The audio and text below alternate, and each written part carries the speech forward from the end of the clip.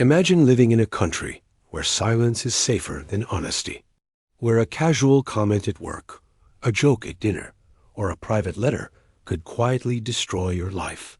This was not fiction. This was East Germany. In the heart of Cold War Europe, behind the Iron Curtain, a state was built on a simple but terrifying principle: total control through total surveillance. The government did not merely want obedience, it wanted awareness.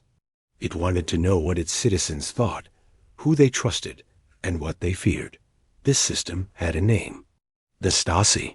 Officially, it existed to protect socialism from its enemies. In reality, it became one of the most efficient and invasive surveillance machines ever created.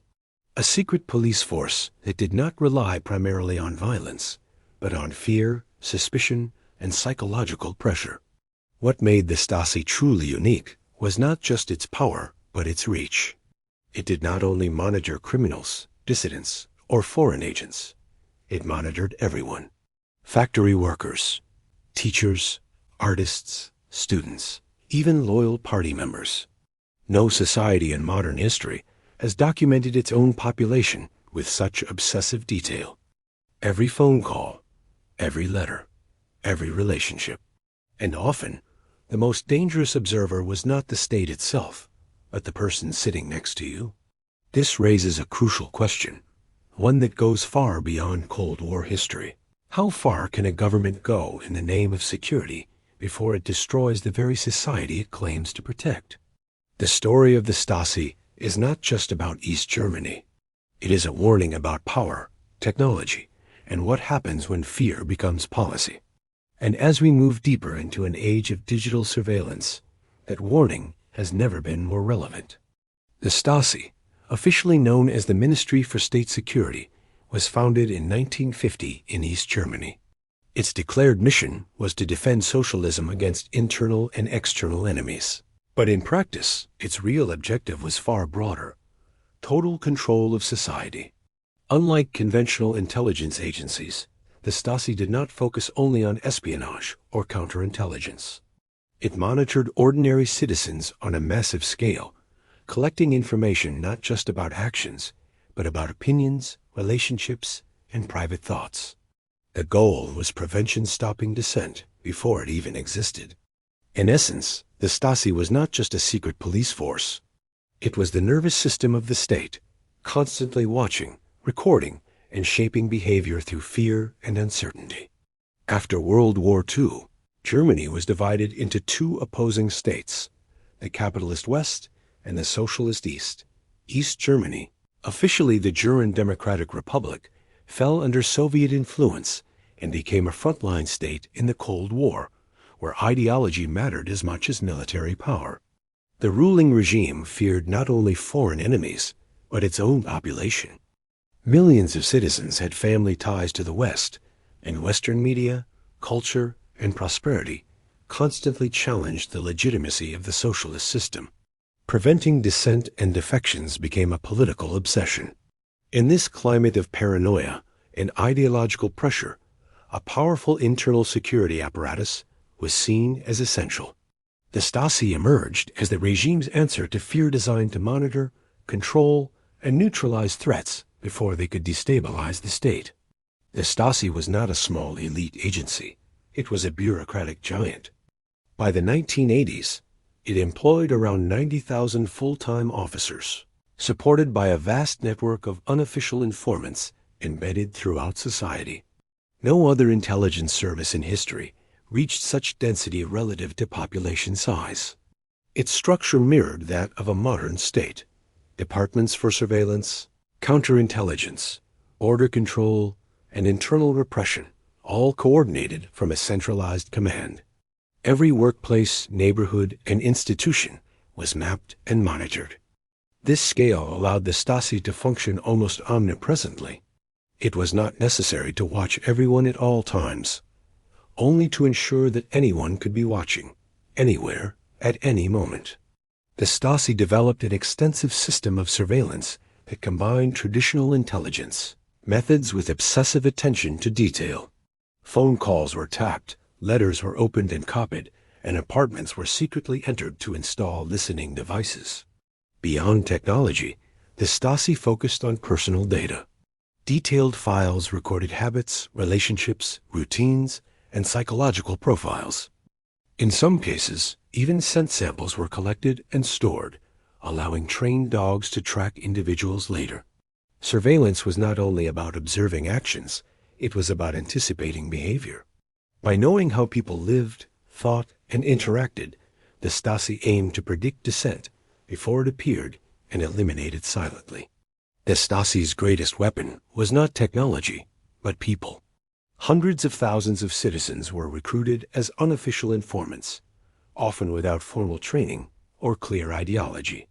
They were everywhere: workplaces, universities, apartment buildings, and social circles. Some collaborated out of fear, others for personal gain, career protection, or subtle pressure. Many never realized the full consequences of their reports. A single conversation, taken out of context, could trigger surveillance, harassment, or arrest. This system destroyed social trust. When anyone could be an informant, silence became a survival strategy. The result was a society where fear lived not in the streets, but in everyday relationships. Rather than relying on open violence, the Stasi perfected a method of psychological repression known as Zersitzung, designed to quietly break individuals without creating public martyrs. Its purpose was to destabilize lives while leaving no visible traces. Victims faced career sabotage, social isolation, manipulated relationships, and constant uncertainty. Rumors were spread, opportunities were blocked, and personal confidence was systematically undermined. The goal was simple and brutal: to destroy opposition from the inside, turning resistance into exhaustion, doubt, and silence. The Stasi operated a network of secret detention centers where repression continued behind closed doors. These prisons were designed not for public punishment, but for psychological domination, keeping detainees isolated from the outside world. Interrogations relied less on physical violence and more on mental pressure. Sleep deprivation, prolonged isolation, and relentless questioning were used to break resistance and force compliance without leaving visible injuries. The objective was control, not confession. Prison became an extension of surveillance, a place where fear was refined and obedience was engineered. In 1989, mass protests swept across East Germany as the socialist regime began to collapse. Citizens demanded freedom, transparency, and an end to fear. For the first time, the machinery of surveillance faced public resistance. As the government weakened, Stasi officers rushed to destroy evidence. Documents were shredded, files burned, and records erased in a desperate attempt to hide decades of repression. But it was too late. Protesters stormed Stasi buildings, exposing the scale of surveillance and bringing an abrupt end to one of the most controlled systems in modern history. After the collapse of East Germany, former citizens were granted access to their Stasi files. For many, this moment was more devastating than liberating. The records revealed years of surveillance, manipulation, and betrayal. People discovered that friends, colleagues, and even family members had reported on them. Ordinary conversations, once forgotten, were preserved as evidence in vast archives. Opening the files forced a society to confront its past. Justice was limited, but the truth became unavoidable, and with it, the long process of reckoning and healing. The legacy of the Stasi extends far beyond Cold War history. It demonstrated how surveillance, when combined with fear and unchecked power, can quietly dismantle freedom from within.